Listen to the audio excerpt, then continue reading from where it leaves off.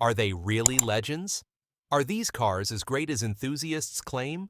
Or are we just holding on to nostalgia? Each of these so-called classics has glaring flaws that can't be ignored. Think we're wrong?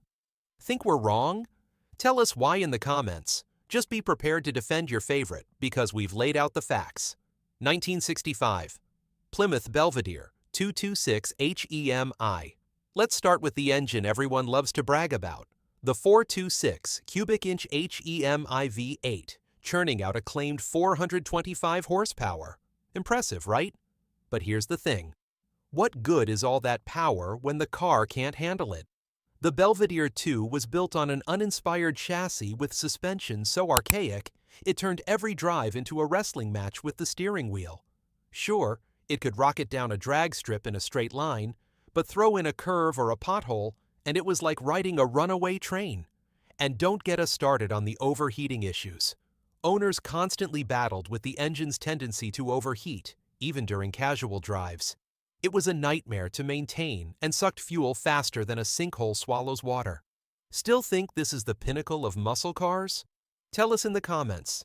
Are you defending a car that's all bark and no bite?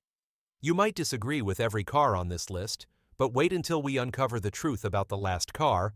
You'll have no choice but to agree with us on this one. Trust me, you don't want to miss it. 1963. Chevrolet Corvette Stingray, the dangerous beauty.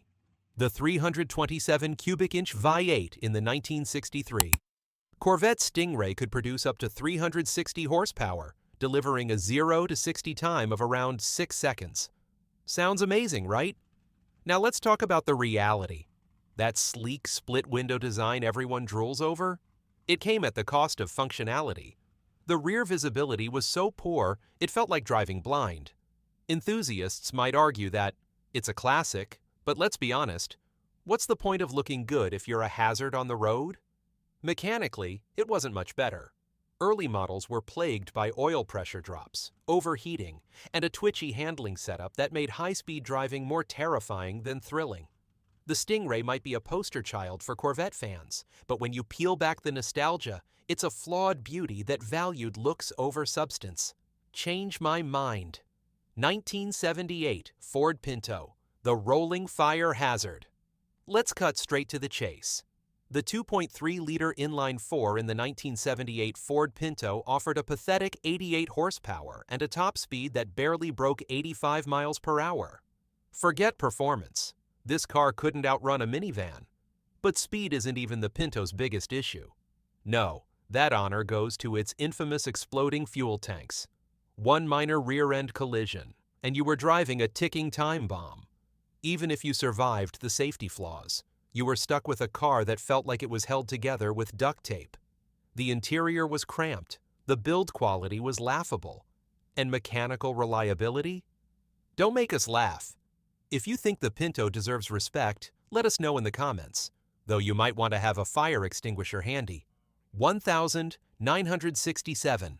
Dodge Dart Gasser, the death trap on wheels. The 426 cubic inch V8 in the 1967 Dodge Dart Gasser could pump out serious power. But here's the problem. It was paired with a lightweight rear end and a front-heavy design that made the car borderline uncontrollable. It was like strapping a jet engine to a shopping cart and hoping for the best. The Dart Gasser's purpose-built drag setup meant it was useless for anything else. No comfort, no refinement, and definitely no safety. Enthusiasts will defend it as a legend, but let's call it what it was.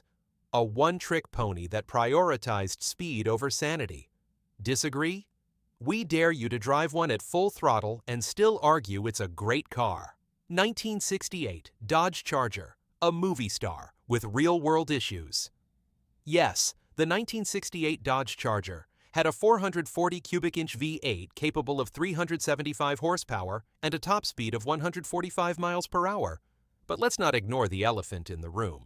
This car was all about Hollywood flash and little else. Beneath its aggressive exterior was a poorly balanced chassis, a suspension that felt like an afterthought, and brakes that could barely stop a bicycle, let alone a 2-ton muscle car. Its hidden headlights were notorious for malfunctioning, leaving you stuck with a car that looked like it was permanently winking. And that bulletproof 426 Hemi? It required constant tuning and was a nightmare to maintain. Are you still holding on to the Charger's movie star reputation, or are you ready to admit it's more style than substance? Let us know.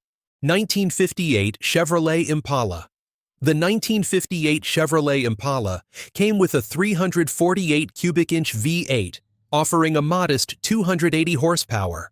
Sure, it could cruise, but calling it a performer is a stretch. This car was a bloated land yacht weighing nearly 2 tons and struggling to deliver any real excitement on the road. Inside, it was all flash and no function. Over-the-top chrome, cheap plastic trim, and a dashboard that looked more like a jukebox than an instrument panel.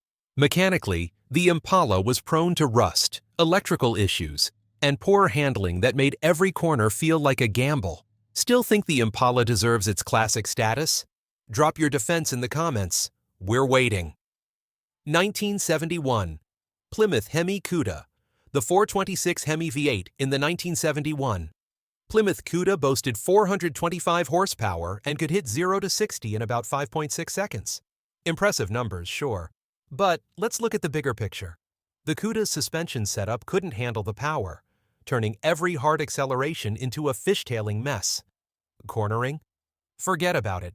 This car was built for drag strips, not actual roads. Inside, the cheap materials and lackluster build quality made it clear that Plymouth focused all its attention on the engine, leaving the rest of the car as an afterthought. And let's not ignore its notorious overheating issues.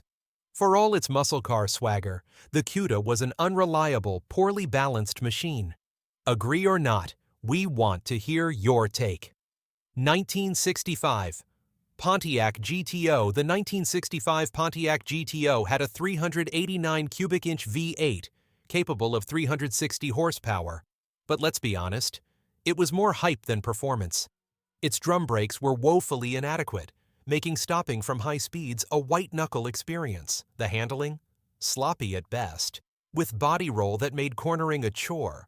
Fans will argue that the GTO defined the muscle car era, but what it really defined was a marketing gimmick.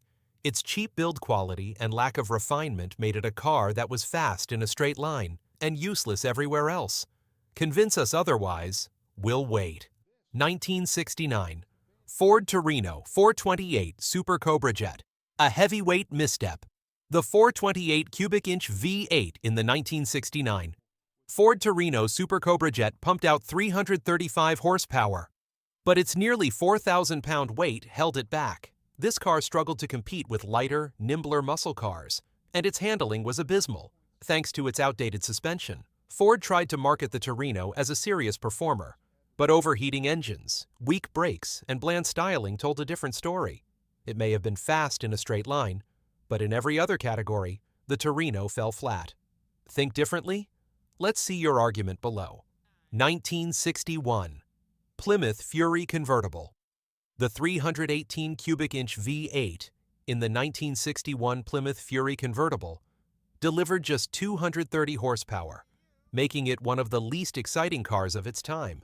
The Fury's design was an odd mix of excessive chrome, bizarre fins, and a grille that looked like it belonged on a spaceship rather than a car. Inside, it was equally uninspired, with outdated materials and a layout that felt more utilitarian than luxurious. The Fury failed to deliver on performance, style, and innovation, leaving it as a forgettable footnote in automotive history. Disagree? Make your case in the comments. As I bet, prove me wrong.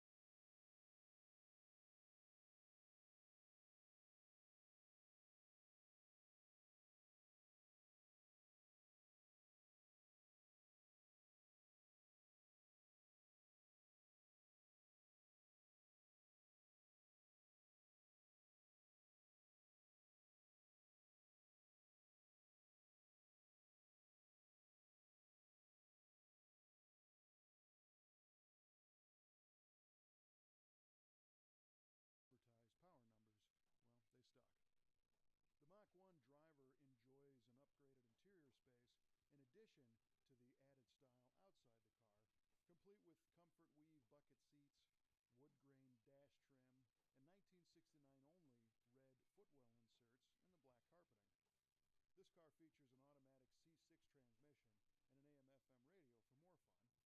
This car features an automatic C6 transmission and an AM/FM radio for more fun. Ford called the steering wheel wood-like, and the dual outside mirrors help you see who you just beat. This car is an R code model, which in 1969 refers to the air intake system. The shaker hood scoop is functional. Ford called it the Ram air induction, and it provided a breath of fresh outside air for more power. Out back, this one spins a 9-inch rear axle equipped with 325-to-1 rear gears and a limited slip differential. That 325 is a great gear ratio for highway cruising that still accelerates quickly thanks to the torque of the Cobra Jet. Mach 1s came with 14 by 6-inch steel rally wheels and white letter tires, which quickly turned into white tire smoke when the Cobra Jet took off. In dry air at 68 degrees Fahrenheit, Mach 1 equals 767 miles per hour. We know our 69 Cobra Jet here can haul the mail, but can it reach true Mach 1? Well, that might be a bit of a stretch. If you've seen our show before, you know that this is the time when we usually say something about the car and then invite you to come check out our YouTube channel or Facebook page, maybe even the website. Well, this time, we're just asking